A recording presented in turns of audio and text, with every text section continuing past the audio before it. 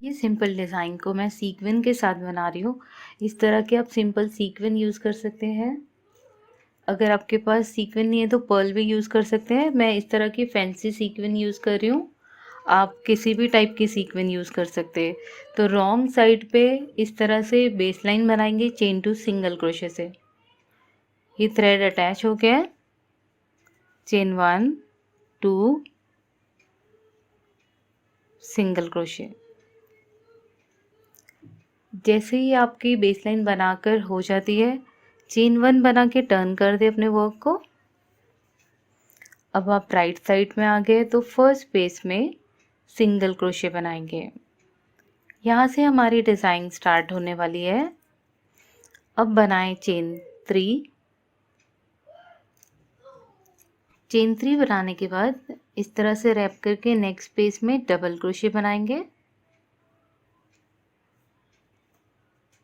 Double crochet बनाने के बाद इस तरह से ट्रायंगुलर स्पेस क्रिएट हो जाती है। अब 2 चेन्स बनाएंगे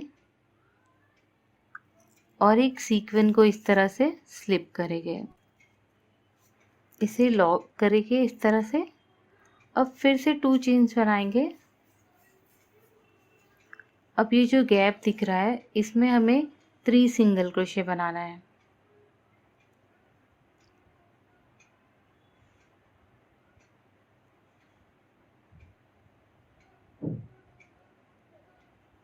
थ्री सिंगल क्रोशे बनाकर नेक्स्ट पेज में इसे अटैच कर देंगे सिंगल क्रोशे बनाते हुए।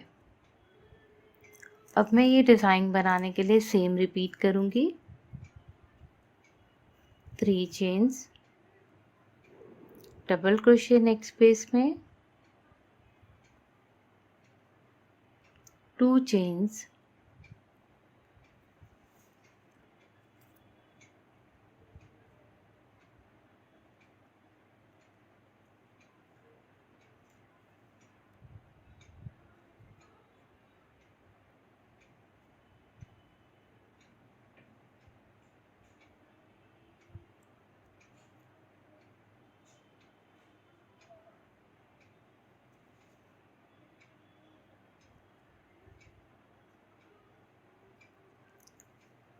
इसी तरह सेम रिपीट करते हुए ये ब्यूटीफुल डिज़ाइन कंप्लीट करें।